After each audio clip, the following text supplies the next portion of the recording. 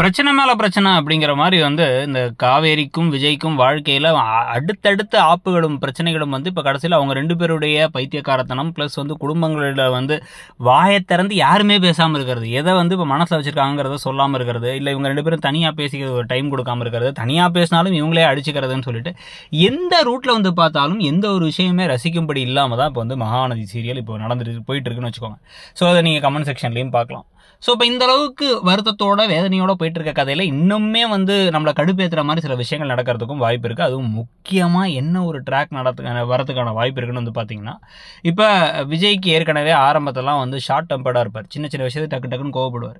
ஏற்கனவே வந்து முத நாள் வந்து இப்போ வந்து இந்த காவேரியிட்ட மன்னிப்பு கேட்கணும் வந்து பேசிடலாம்னு சொல்லி வந்த பொழுது என்ன நடந்துச்சு, எல்லாரும் சேர்ந்து பேசும் பொழுது ஓரளவுக்கு தான் பொறுமையா இருப்பேன் 2 தடவை சொன்னார். இப்போ அவங்க தாத்தாவையும் அவமானப்படுத்தி அனுப்பிட்டாங்க, இவங்க எல்லாரும் சேர்ந்து ஓவரா பண்றாங்கன்னா அப்படி அந்த சமயத்துல காவேரியும் அமைதியா இருந்தாங்க, காவேரி இவருக்காக சப்போர்ட் பண்ணி பேசலன்னா அப்ப காவேரியும் மாறிட்டா, அவளுமே நான் புரிஞ்சுக்கலாம் அப்புறம் என்ன அப்படின்னு அந்த ஈகோல கோவப்பட்டு வேகமா வந்து இது என் வீட்டை விட்டு காலி பண்ணுங்க, நாளைக்கே கிளம்பி போறேன், நீங்களாமே கிளம்பி போங்க, இன்னைக்கே கிளம்பி போங்க, இதுக்கப்புறம் என் மூஞ்சிலே முடிக்காதீங்க அப்படிங்கிற மாதிரி அவரும் கோவப்பட, இதுக்கப்புறம் என்னைக்காச்சும் ஒரு நாள் காவேரிக்கு இவர் வந்து அந்த டிவோர்ஸ் பேப்பர்ல கையெழுத்து வாங்கல, அது வந்து கம்பெனியில பாதி பொறுப்பு கொடுத்ததுக்கான கையெழுத்து அப்படிங்கிற விஷயங்கள்லாம் தெரிய வந்து கொடைக்கானல் போனான்னு தான் சொன்னார் அவருங்கிறத அவங்க தாத்தாவே போய் சொல்லியிருக்கலாம். இவர் அதுதான் பேசிட்டு இருந்தாரு, கிண்டல் பண்ணாருங்கிறத அதையும் சொல்லல.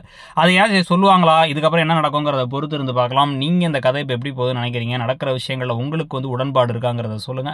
அப்படியே மறக்காம கீழே இருக்க ஷாப்பிங் பேக் ஐகானை கிளிக் பண்ணி டிஸ்கிரிப்ஷன்லயோ மிந்த்ரா அண்ட் ஃபிளிப்கார்ட்ல சூப்பரான பல ஆஃபர்ஸ் போயிட்டு இருக்கு. மாசம் ஆரம்பத்தில் உங்களுக்கு பிடிச்ச ப்ராடக்ட்ஸ் ட்ரெஸ்ல இருந்து எலக்ட்ரானிக்ஸ் வரைக்கும் எது பிடிச்சாலும் பர்ச்சேஸ் பண்ணிக்கோங்க, நிறைய ஆஃபர்ல. தேங்க்யூ.